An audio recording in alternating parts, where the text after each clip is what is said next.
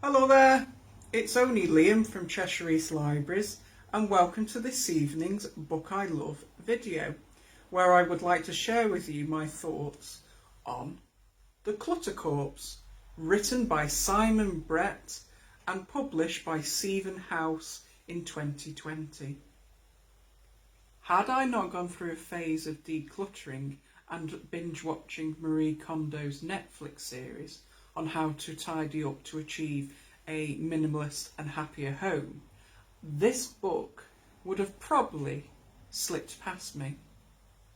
I had never read anything by Simon Brett before, but was aware that he is a prolific novelist of serial thrillers, such as the Charles Paris series and the popular Feathering mysteries. And kudos to Brett for the catchy title, which grabbed my attention during this decluttering phase. Plus, the premise of the novel felt realistically comparable to a story I'd caught in the news about a team of declutterers who had found a dead body in a hoarder's home in the northwest. The Clutter Corpse is the first of a new series which introduces us to amateur sleuth Ellen Curtis, a divorced and self-employed lady who runs a decluttering business to help people in her community make the most of their living spaces, but also overcome the factors which may have triggered their hoarding tendencies.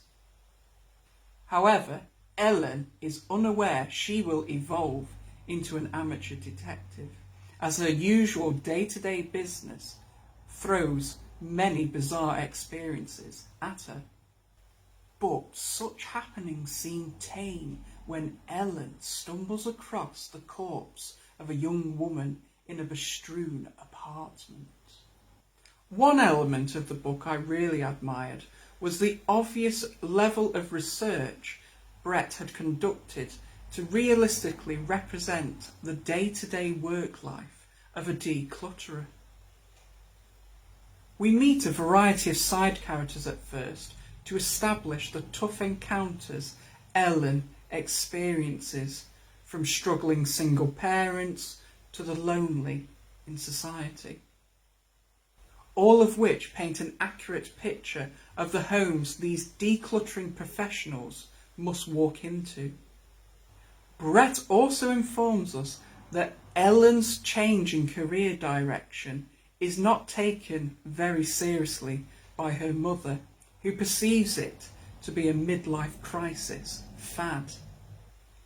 And I could definitely believe that declutterers face this level of snobbery in their private lives.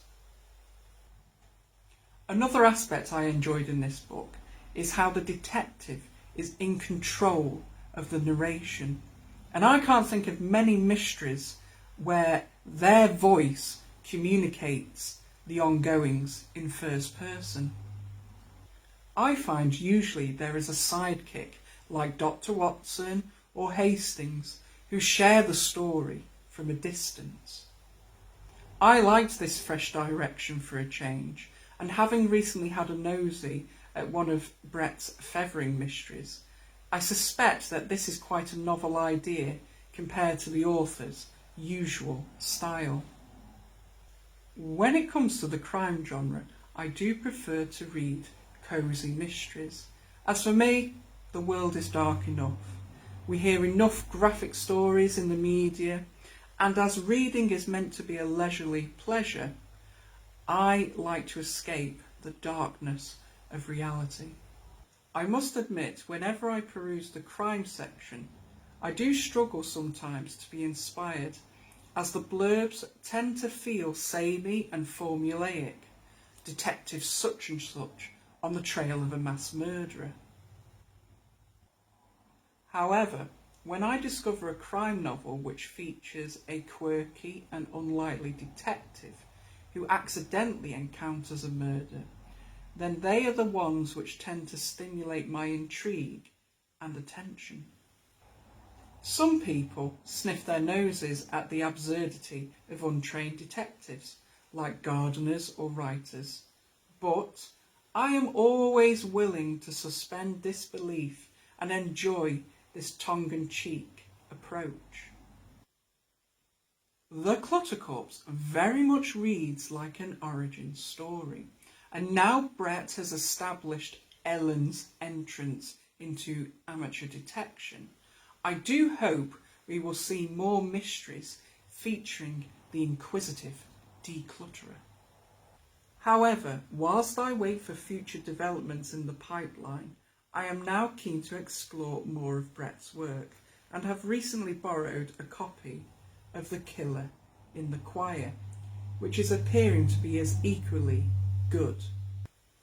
If you are yet to discover Simon Brett or haven't read this particular novel from him, I highly recommend you do, and I hope I've provided you with enough persuasion to seek it out from your library service soon.